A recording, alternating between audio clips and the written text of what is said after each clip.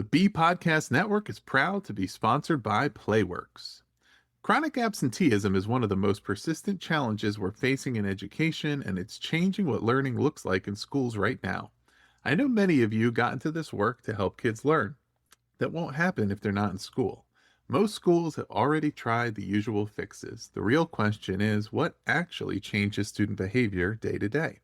The answer might be recess. Not as an afterthought, but as part of the school day that shapes relationships, behavior, and whether students want to come back tomorrow. Playworks partners with schools to make recess safe, engaging, and a place where kids are actively playing together. And the impact is measurable. A UC Berkeley study of Title I schools found significantly lower chronic absenteeism in schools that partnered with Playworks. Learn how Playworks can help you increase kids' sense of belonging and make sure they want to be in school. Visit playworks.org/podcast. That's PLAYWORKS.org/podcast.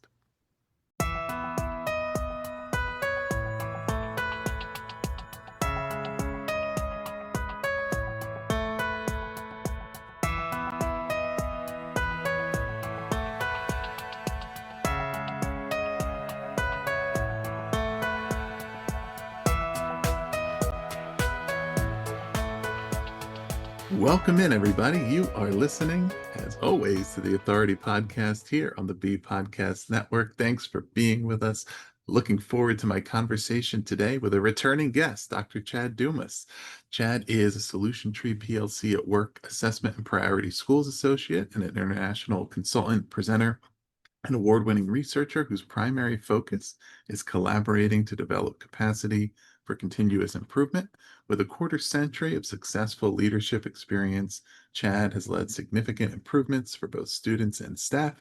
He was previously on the show to discuss his book, Let's Put the C in PLC, and today he's back to discuss his latest, The Teacher Team Leader Handbook, Simple Habits to Transform Collaboration in a PLC at Work. Chad, welcome back.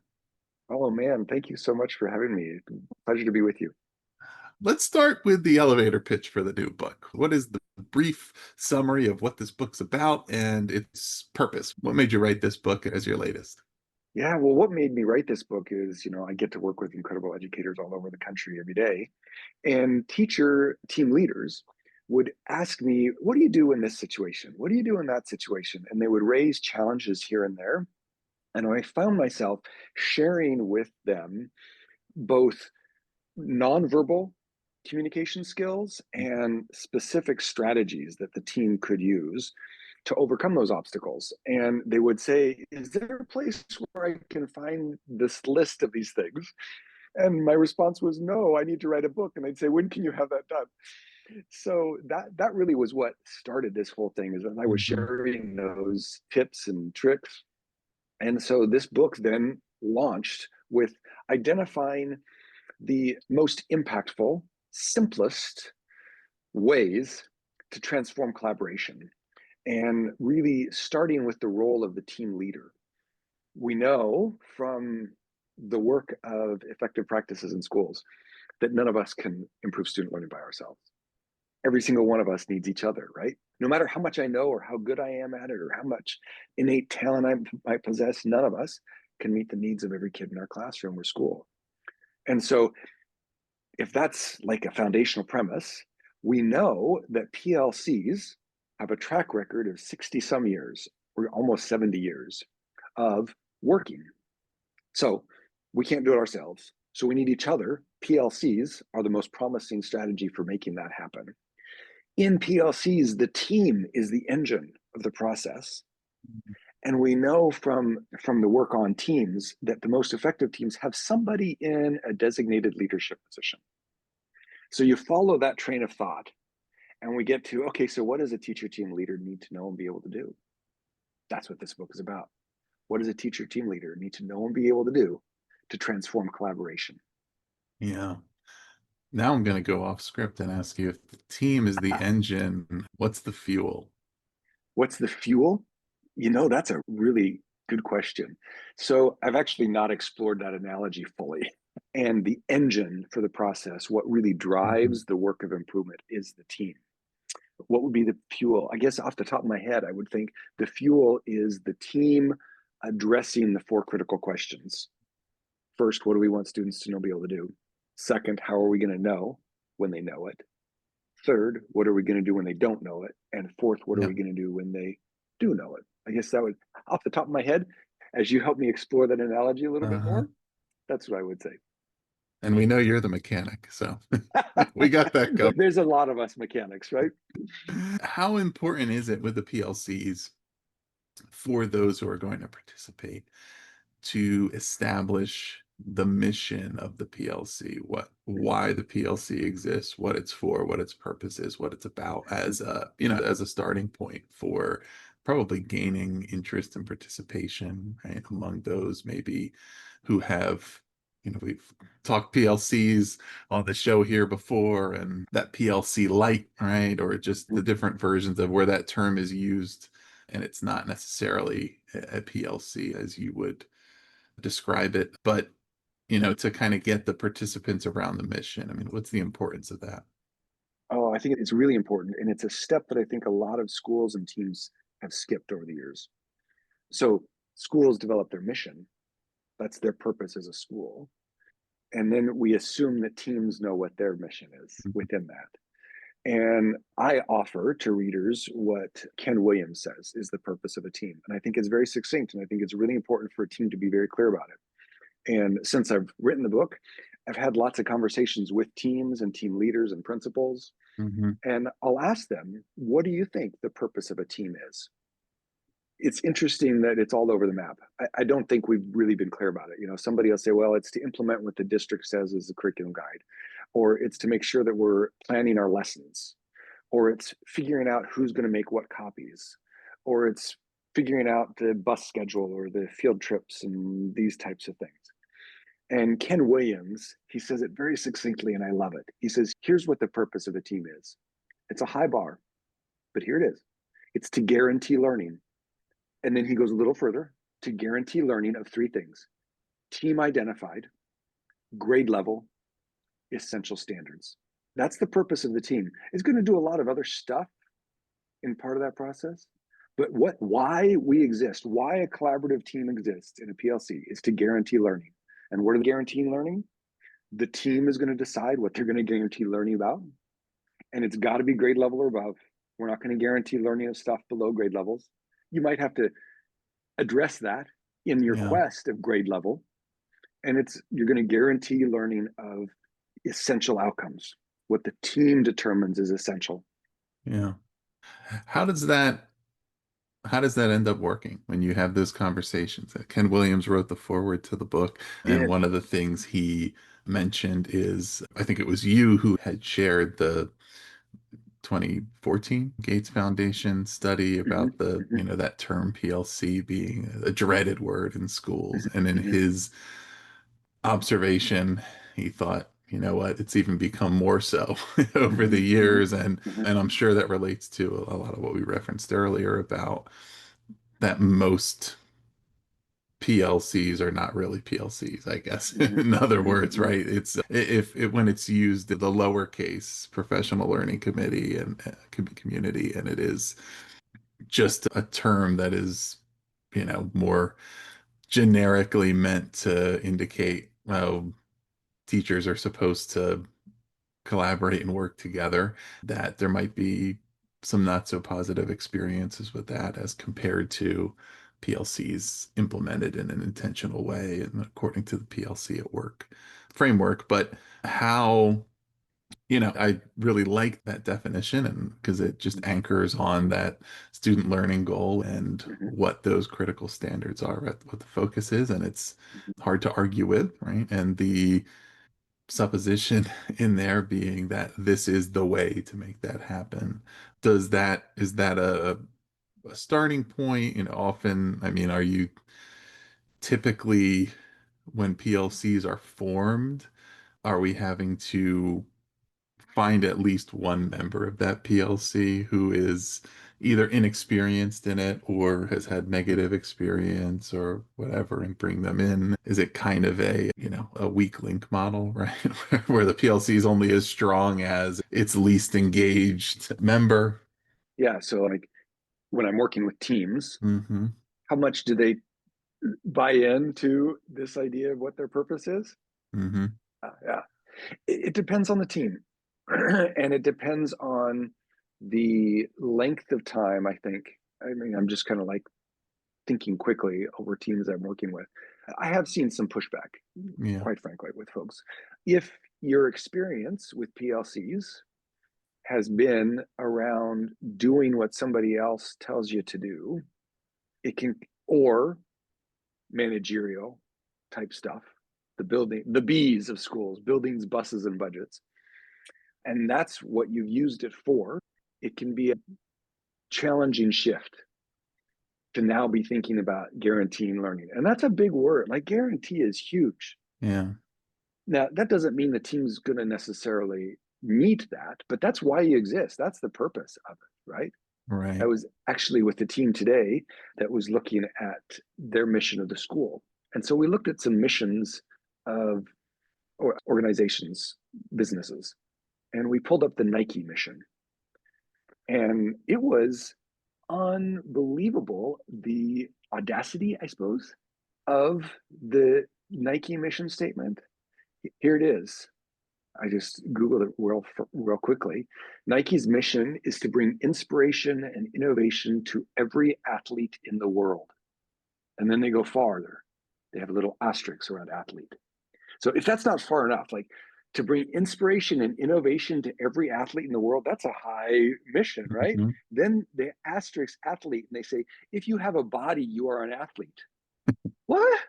Their mission, that's their purpose, is to bring inspiration and innovation to every athlete in the world. They don't say, oh, but wait a second, hedge this and hedge that. No. And so I think that's the power in Ken's stated purpose of a team is there's no ifs, ands, or buts about it. That's the mission. That's the purpose. Is Nike successful in bringing inspiration and innovation to every body in the world? They're not even talking about in the US. They're talking in the world. That's a high bar. That's their Right. purpose. And they're anchored in that. So we think about the purpose of the team. It's a high bar. That's why Yeah. you exist as a team. Does that mean you're going to make it happen? Is Nike making it happen? No, but that's their purpose. The team, they may not make it happen. Maybe you could even say probably won't, but that doesn't change the mindset, the focus, the intentionality. The purpose of this team is to guarantee learning, Yeah. period. Yeah. Let's talk about making it happen. So the book is written in two parts. See, Mhm. Foundations is part one, Actions, the longer part, is part two. Yeah. Can you kind of give us the overview of what the parts cover and why you organize the book this way? Yeah. So as I was sharing with teacher team leaders for their challenges, moves, techniques, and strategies, these are the actions that the teacher team leader takes. I realized that those actions have to be grounded in authenticity. And I would just say authenticity. And that authenticity has to be rooted in who you are as a person.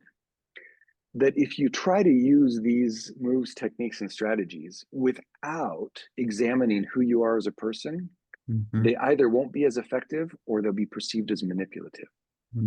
So that's where part one came in. So part one is who you are. So that's the two parts, who you are and what you do.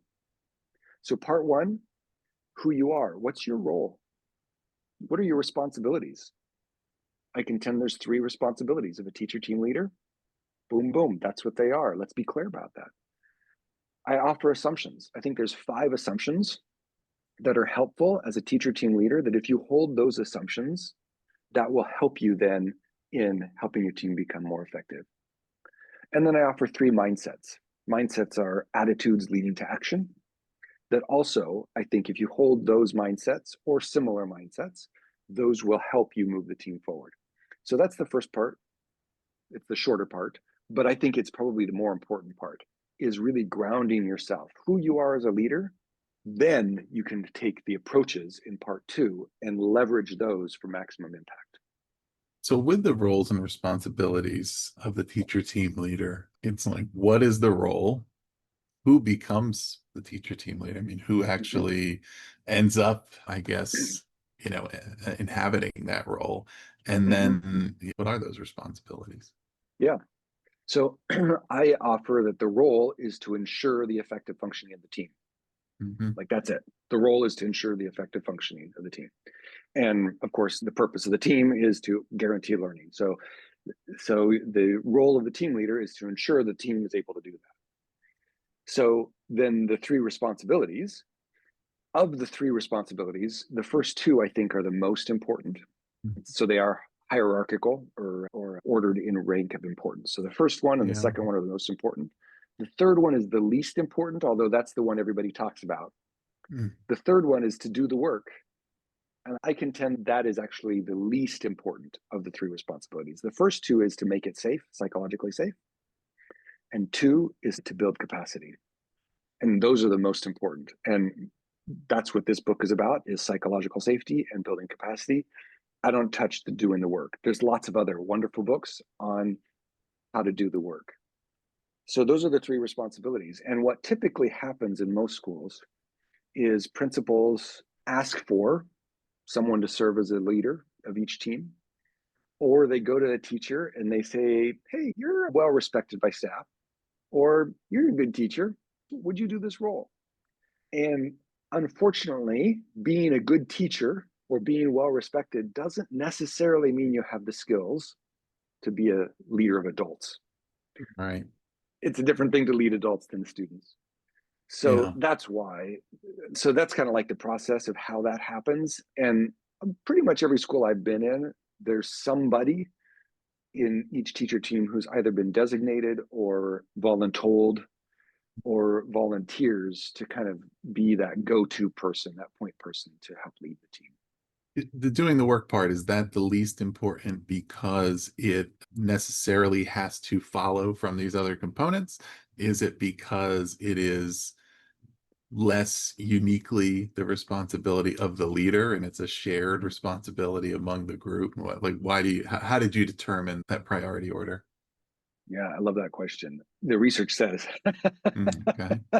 So, a gentleman by the name of Charles Duhigg did a Hmm. study with Google in, I think it was 2016, and it Right. was a study with Google, the corporation, and they Yeah. wanted to look and see what makes for an effective team. And they studied, I think, 200 different teams at Google. And they, of course, went into this thinking, what are the characteristics of effective teams and what makes them for effective? And, most people think, oh, what makes a team effective is the experience of the people on the team or their credentials or how much they like each other or how good their snacks are when they come into the meetings, right? You can imagine all the different hypotheses. And what they found in this study, by the way, it was codenamed the Aristotle Project. So if your listeners want to Google that, Google the Aristotle Project with Google, and you'll find it. And there's a New York Times article that kind of summarizes it. And what they found is that what makes for effective teams is two things. Well, sorry, one thing, but two elements. Psychological safety. That's the thing that distinguishes effective teams from not effective teams. Yeah. And that psychological safety has two things, two parts to it. One is social sensitivity, which is the degree to which members read and respond appropriately to nonverbal cues of each other. That's hard to teach, but that's all the moves and techniques in my book. Those are the nonverbal skills that you watch for and respond to with those moves and techniques to be able to increase social sensitivity. That's number one. The second part of psychological safety is equity of turn taking, Okay. which is all the strategies in my book. Right. So there's the first two responsibilities. Responsibility number one is make it safe. That's the social sensitivity and the equity of turn taking. And then building capacity is also around equity of turn taking. It's also around dispersing leadership because so many team leaders put in the position of doing the work for the team. Hmm. And that is not helpful for the team. The teacher team leader needs to be thinking about, okay, how are we making this safe? And how are we building a capacity of each other as we then engage in that third responsibility of doing the work? With respect to those elements and their importance to the PLC, what is the team looking for in their leader? Do they know what they're looking for? Like, particularly in how the leader is able to make the psychological safety happen, to build the capacity. We're talking about peer-to-peer learning, right? What, I guess, the other members of the PLC team, what are they hoping the leader will do?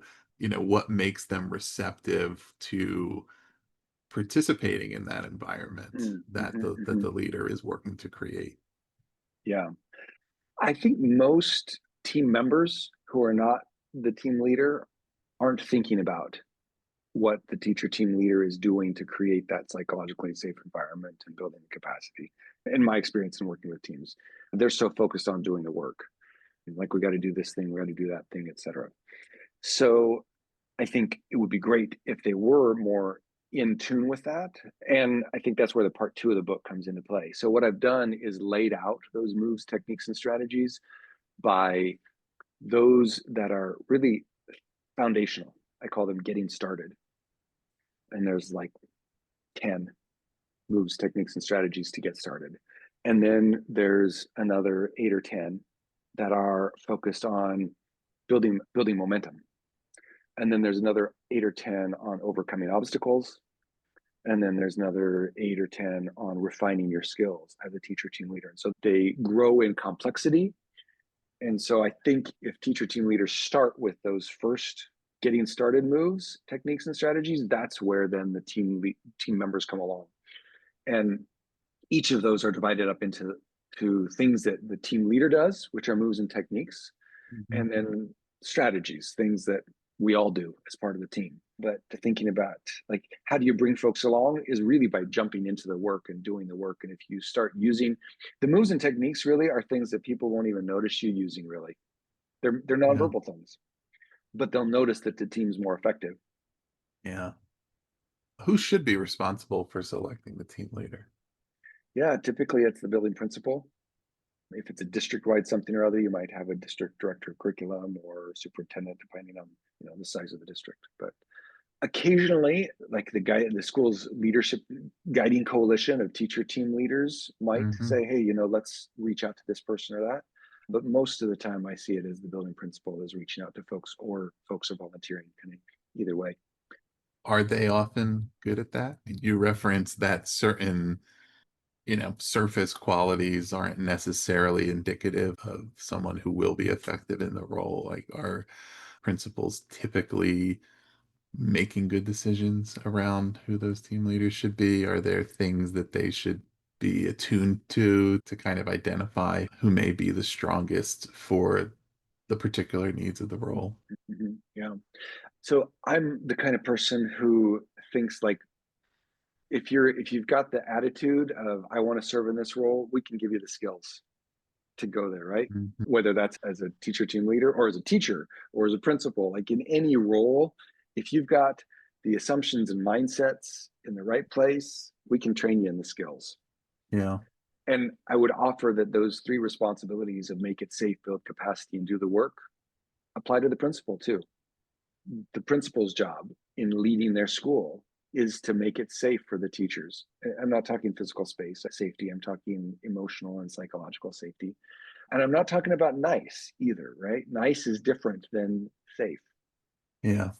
So I would offer that those three responsibilities, while not exclusively the responsibilities of the building leader, are similar. Make it safe, build capacity, do the work. Excellent. So, kind of, moving into further an understanding of the book and how it's organized and how it's meant to be used. Another piece of Ken Williams' foreword that I thought was interesting is he says the book provides a Swiss Army knife Swiss Yeah. Army knife like tools for leaders, Uh-huh. meaning you don't use them all every time, but you have what's needed for the Yes. situation. And of course, that's how the book is organized, but that's also, the book is organized that way because that's what the actions and competencies of a team leader are. Can you maybe just even talk about how that indicates the approach to team leadership within a PLC and understanding the tools in the toolkit and reading situations, using what's strongest are, do you feel like every leader would at some point use every tool? Is some of it determining what works best for that individual? Yeah. So yeah, and I too love Ken's analogy about the Swiss Army knife because it's very appropriate. So the first part of who you are as a person and really examining the responsibilities, assumptions, and mindsets, it's really a self-assessment, right? And a reflection of who you are as a person. Do you agree with these assumptions? Do you have any yeah buts, right? Like, Hmm. yeah, but I really don't agree with this part. And so Yeah. really thinking through each of those.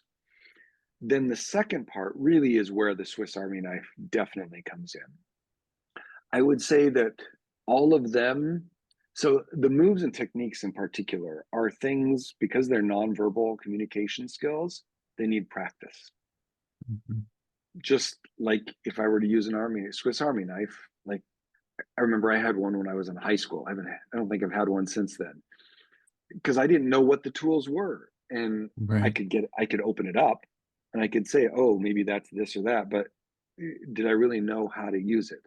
So it requires practice, it requires feedback and refinement over time. And so most of these 40 moves and techniques and strategies, the moves and techniques particularly, require practice. So as an example, early on, I share the move technique of pausing.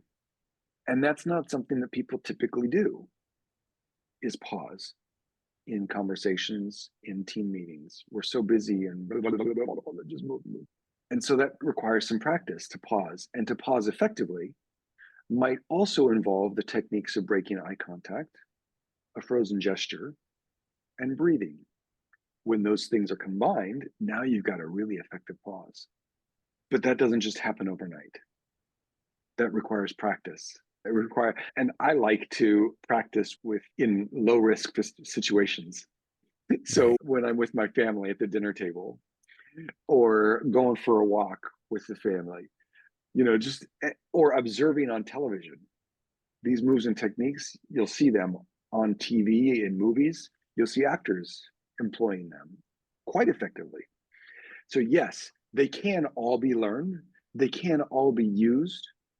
They have to be developed and skillfully employed, just like a Swiss Army knife, in order to really transform collaboration. I'm wondering what makes the skills and actions of the teacher team leader distinct from leadership capabilities that would be employed in other settings, right? I mean, I'm sure there's plenty of overlap, but how do you think about it? The whatever elements are distinct to that role and why they are the ones to focus on for the teacher team leader within the PLC.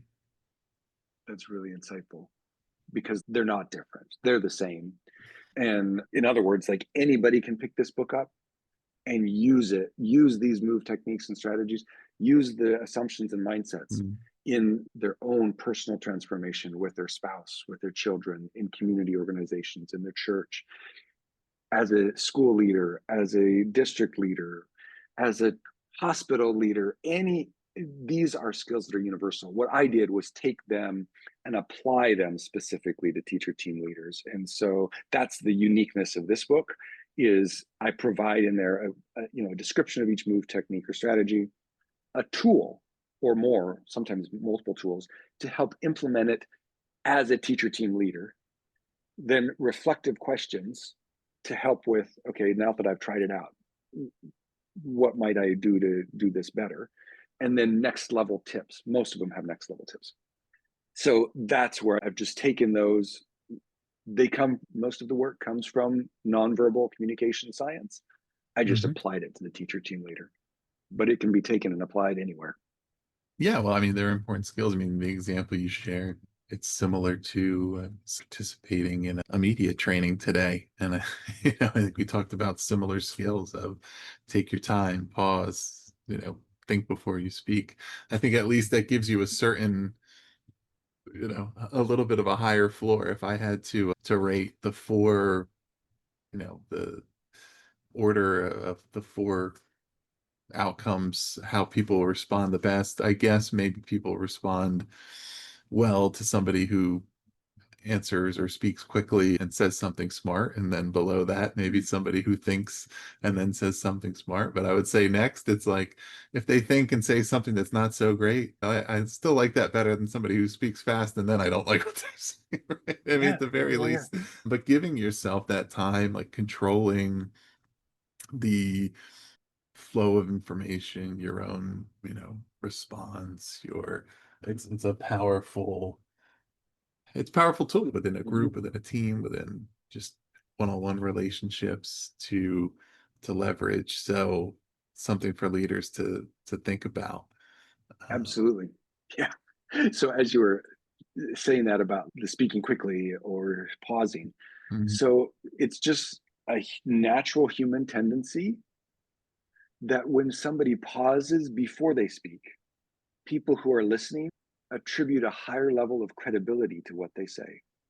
And you think about like examples in political discourse, those people who pause before speaking, we just internally we think, oh, what they're going to say is really important. Whether or not it actually is accurate doesn't matter, but we attribute that.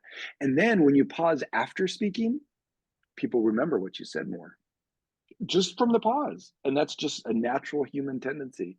So we can, as teacher team leaders, as school leaders, as whatever, if you want to increase, if people blow you off, pause before speaking, get their attention, take a breath.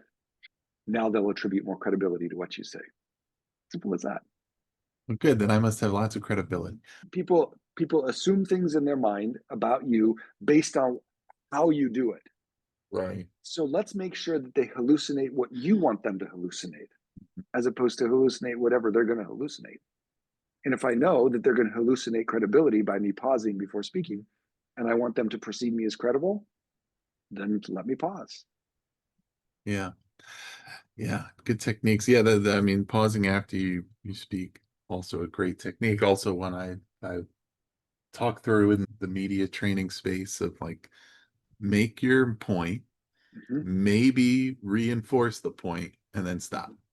Yeah, yeah, Right? Because the longer you continue, you're getting off on tangential topics, like you're obscuring the memory of what was the key thing you're saying. You are giving your listeners the opportunity to remember something totally different, something kind of besides the point, right? yep, And I always say, if you find yourself saying phrases like, oh, by the way, and then like you gotten off topic.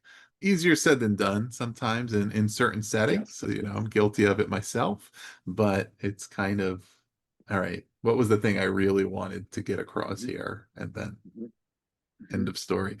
What are some things that are not part of the role of the teacher team leader? Not part of the role of the teacher team leader. Yeah, I mean, that may be perceived to be, or right, or just that are important for that team leader to know. This is not your Yeah, responsibility, right? We talked about what the exactly. responsibilities are. Yeah, like non-examples. Definitely, the teacher team leader, in my estimation, is not a mini administrator. Not your job. Now, there's a little asterisk there. In some districts, especially larger districts that I've worked with, larger districts with larger high schools, sometimes those department heads have an evaluation role. That makes it more tricky. But in general, teacher team leaders are not mini administrators. So their job is not to evaluate their colleagues. Their not job is not to be a spy or a snitch for the administrator. Their role is not to have power over their colleagues. It's power with. We are in this together as a team. And my role as a teacher team leader is to facilitate that, to ensure that we are effective in our functioning. So that's what I would say. Teacher team leader is not a mini administrator. They're not a snitch. They're not a spy. They're not a tell people what to do Yeah. person. Excellent. So how about that shift from teacher to teacher team leader? So I have whatever, however it's coming about. I mean, maybe in particular for that teacher who wasn't angling for the role and got tapped by their principal and is now figuring out, okay, how do I make this transition? Maybe it's even for the teacher who put their hand up and volunteered, but now has to figure out how do I actually do this? Maybe it's even harder for that person because I volunteered, now I have to back it up. But what does the shift look like? What's important to understand? The shift from, okay, so I'm a teacher. Now I'm going to be serving as a teacher team leader. Hmm. I would say the biggest shift is internally, if you need that shift. Some people Yeah. don't. Some people read those assumptions and mindsets and they're like, ah, yeah, okay, that makes a total sense, right? So, as an example, the first assumption that I offer is that people do the best that they can. Now, an assumption is something we hold to be true. It doesn't necessarily mean it's a fact. Yeah. So, if I'm somebody who naturally looks to the best of people and assumes that they're doing the best that they can, that's not going to be a huge shift for me. But if I'm someone who looks at what people do and thinks, why are they doing that? Are they trying to undermine me? Or, they must be doing this or that. That's a big shift. Yeah. So, depending on who you are as a person, those assumptions and mindsets are a big shift. The second one is you can only control you. If you're somebody who thinks that you can control other people, that's a big shift. So it kind of depends on the person. But if you're someone who, like, those are a challenge for you, that's a big shift. If you're somebody who reads those assumptions and mindsets, you're like, oh, yeah, that just makes a lot of sense. Now I need to work on these skills. Those are the skills to go to and start developing. I mean, I guess there's an element of your personal psychological safety within it.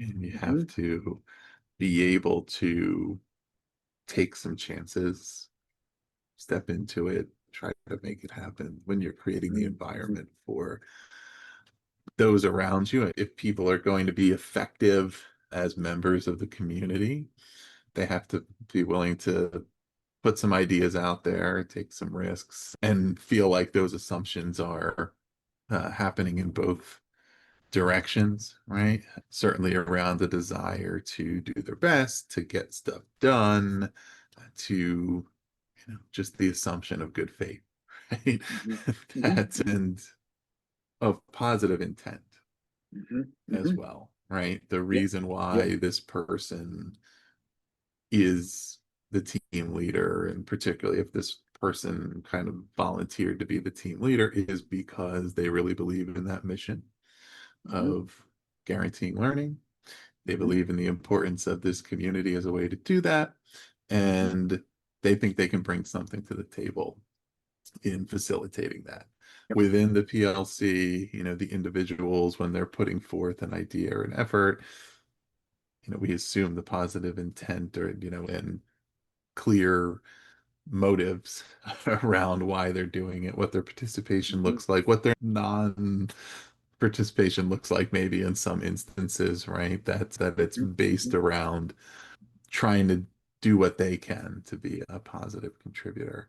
I'm sure it takes some work to get there, but when there's all these different dynamics, and again, a leadership, I believe, is the most effective when it is a series of behaviors and actions and rather than titles, right? When Mhm, it's a mhm, verb, not a noun. But mhm, that also means that it requires everybody to come along to that in yeah, their yeah, in their own pace and understand that there's not necessarily a requirement mhm, to be willing to to respect the role of that leader as much as it Yeah. is seeing the value in what they're doing and the value in what you're doing as a collaborative.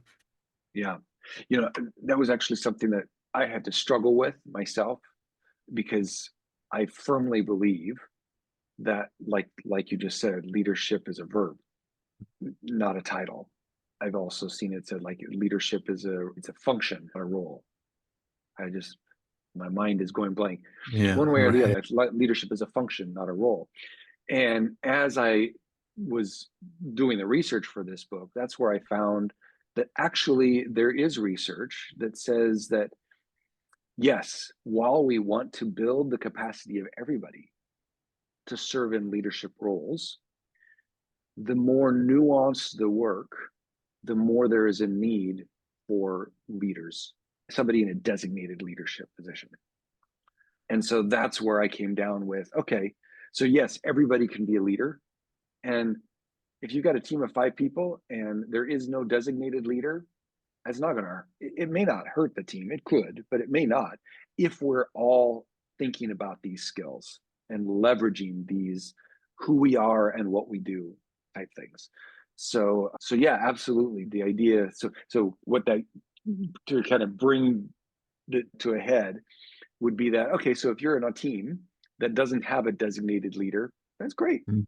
Pick up this book and learn some skills so that you all can get better at these skills together. Or if you're on a team with a leader who doesn't have the skills, I wouldn't buy the book and give it to him. Like say, hey, you need to read this. Although you could, maybe depending on your dynamics of the team. But you could pick it up and you could learn how to leverage and influence others on your team, including those who are in those leadership skill positions. So you write about a number of the challenges the teams face. Mhm. I'm wondering if there are any that stand out as the hardest to overcome and or the most preventative of the team's ability to achieve its goal of, Yeah. that piece of guaranteeing student learning, like which if maybe they're all equally challenging, but maybe not. But if there are any that really stand out as like if this is present and if this challenge is unresolved, it makes it nearly impossible to achieve the goals. Yeah. Yeah, the last chapter is all challenges, real world challenges. And then I pull together all the contents from the rest of the book to address each of those challenges. And they're challenges like the team is too big or the team is too small, right? 2 people or 12 people. We've got people who don't follow the norms. We've got people who don't do what they're supposed to do in between meetings. I don't remember what, I think there's half or 7 or 10 different challenges. Hmm. My response to the question that you asked, Ross, of which one is the most challenging, I would say is whichever one the team is facing. Because if I'm on a team that is, not facing a certain challenge, well, it's not an issue. So yeah, it kind of depends on the team. I don't know if I can say which one is more fundamental than the others, if you will. Yeah. Yeah. I mean, it makes sense. And ultimately, every dynamic is different. Everybody has different things that they are trying to work through and overcome and identify, be effective. Chad, I guess we'll close with this. How might a PLC determine the difference between when it's time for some further capacity building and when it's time for a full reset? So like a team is having challenges, and when do we keep moving forward, doing the best we can? And at one point, do we say, hey, we got to bring an administrator in? Yeah, let's start over. Let's strip this thing down to the foundations, figure out what we're doing, period, right? Because I'm sure there's many teams who it's like, all right, we're functioning well in some ways, but we're not as effective as we want to be, and we need to, Mm. invest in just kind of getting better at some of those areas. But there's probably also occasions where it's either nothing is working or you don't know if anything's working at the very least, right? And yeah, it may be time to put up a hand and say, all right, let's figure this out. Yeah, yeah. And there are times like that, right? Because the teacher team leader isn't a mini administrator. Yeah. So they don't have the power over their colleagues to be able to tell them, do this, do that. So my mind goes to Rick DeFore, and I remember at one of the institutes that I went to many years ago, when one of the sessions, an administrator asked, how do you know when a team is being productive? And he said, what's the root of the word productive? And the root word is product. We know that a team is productive through the products. So that's the number three responsibility, right? Is doing the work. And so if the work of the team is not getting the work done, then that's when there needs to be some kind of a reset of some sort. Now, how do you get the work done? You make sure it's psychologically safe and you're building capacity for doing the work. But ultimately, the work does have to get done. We do have to guarantee learning for students. And that Yeah. requires us using the four critical questions to make that happen. Excellent. Well, Chad, it's been great having you back on the show. Listeners, we are going to put the link below to where you can find the book, Teacher Team Leader Handbook, wherever you get your books. But we'll put the link below where you can find it on Solution Tree. We'll also put the link to Chad's previous conversation here on episode 132. Let's put the C in PLC. Chad, anything else you'd like listeners to check out on your website or elsewhere? Well, I would love it if they checked out. I've started doing it's inspired by the book, but well, it is directly related, but it's not focused on teacher team leaders. But I've started creating 60-second simple habits tips. So these are just what they sound like, no more than 60 seconds, simple habits that will help to transform yourself, relationships, and collaboration. Whether you're a teacher or a parent or a student or a sibling or an employee of wherever, I would Mhm. love if folks check those out. They're on YouTube, and I started in July and releasing two a week, and found that was well, I could do that. Other people weren't interested in two a week. Like that's a lot, so I backed it off to just once a week. So every week, once a week, a new episode drops, and they are again 60-second simple habits tips. Excellent. Well, we will put those links below to where you can find the book, where you can find our last episode, the simple habits tips, and a few additional resources to help listeners. You can also connect with Chad on social media. So we'll put all those links below, make it really easy for you. If you have not already, listeners, please do subscribe to The Authority to get more conversations coming your way every week. We'll have a lot of good topics covered here, a lot more coming up. So subscribe, give us those ratings and reviews on Apple and Spotify. They really do help new listeners find the show. And Chad, thanks again for being here. Oh, my pleasure. Thank you for having me.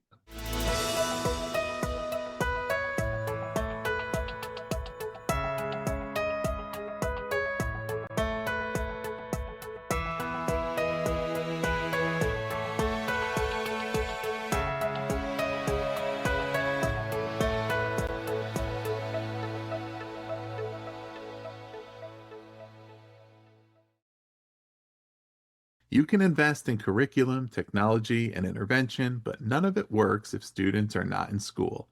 I'm happy to share that there is hope. Playworks has an evidence based approach to help you break through attendance and engagement barriers with the power of play. Safe, engaging recess leads to kids who are connected, who know they belong, and they're ready to learn. Learn more about this difference-making solution.